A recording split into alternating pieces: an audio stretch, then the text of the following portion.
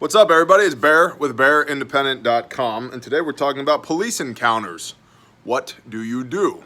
As you're probably aware, A, there's a gray hair in my beard that needs to go, and B, there are a lot of people that are not terribly happy and acting out in rage right now, at least on the premise of a police encounter gone bad.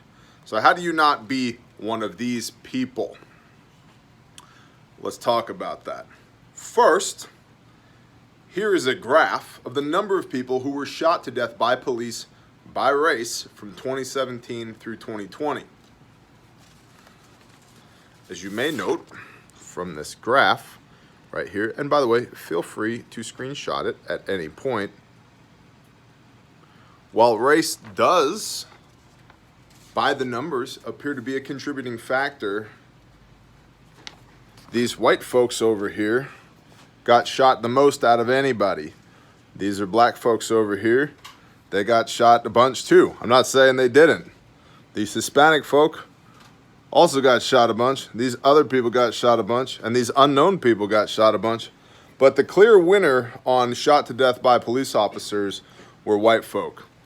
That in no way means that I care one way or the other about the color of your skin. So just so that we're all clear here, I do not give one iota's worth of about the color of your skin.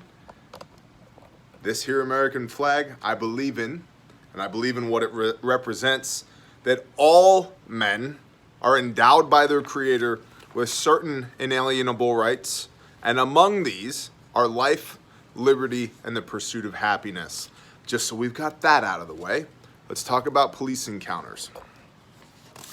All right then, get a little bit closer to the board. Not that close though. There we go. The best production quality ever. Tremendous. Do you even? Police encounters. Hundreds of people are shot to death in encounters with police every year. Here's how to not be one of them. Maybe I'll stand on this side. Cover up my son's drawing of me. Much better thumbnail. There we go. You're welcome. 1. Avoid the encounter in the first place. Follow the law for your area. Not wearing your seatbelt, talking on your cell phone, and failing to stop before a sidewalk, if illegal in your area, could all lead to an encounter with the police. 2. Have the proper paperwork with you. License, registration, and if applicable, passport and or other papers as required for your specific situation. 3. Comply, even if you disagree. Stop when asked. Move when asked. Follow directions. A person who does not comply is perceived as a risk and a danger. Do not be perceived as such. A lawyer can get you out of jail if you are unjustly arrested, but he cannot bring you back to life if you create an incident. 4. Be calm and respectful. Don't make any sudden movements. In a police officer's world, a sudden movement is a movement towards danger. Again, do not be perceived as such. 5. Communicate clearly. Explain the issue carefully and explain your movements and intentions carefully. Help them, the police officer, understand your intentions and movements. This is also intensely helpful in the age of body cams. Remember, police officers often leave home not knowing if they'll return at the end of the day. Any stop has the potential to turn into an awful situation for them.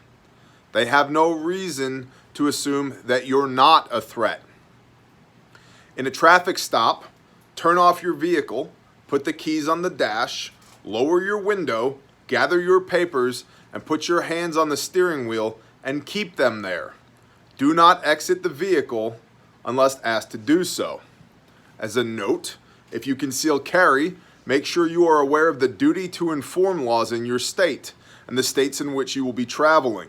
Some require you to make the officer aware of your legal concealed weapon if not asked. Others require you to inform them only if asked, and others have no requirement for you to inform them at all. Again, do not become contentious in any way. That's what the court of law is for. Use it. If you are stopped at night, turn on your interior lights to give the officer visibility. In an encounter while on foot, give the officer 3 to 5 foot of space and don't make sudden movements. To recap, avoid the encounter altogether by knowing and obeying your local laws. Have your paperwork handy. You do not want to be diving through the vehicle as the officer comes up to your window because the officer does not know what you are reaching for. Comply, even if you disagree. The officer is not the judge and jury. The officer is there to enforce the law as it is written, as he or she understands it, and you will have your day in court. 4, be calm and respectful. As again, the officer has no reason to suspect that you are one of the good guys. And I'm not saying that they think that you are one of the bad guys, but they are entering into encounters daily that have the potential to result in the loss of their life. Give them every reason in the world to believe that you are not one of those people that poses a threat to them. Be calm and respectful. And 5, communicate clearly.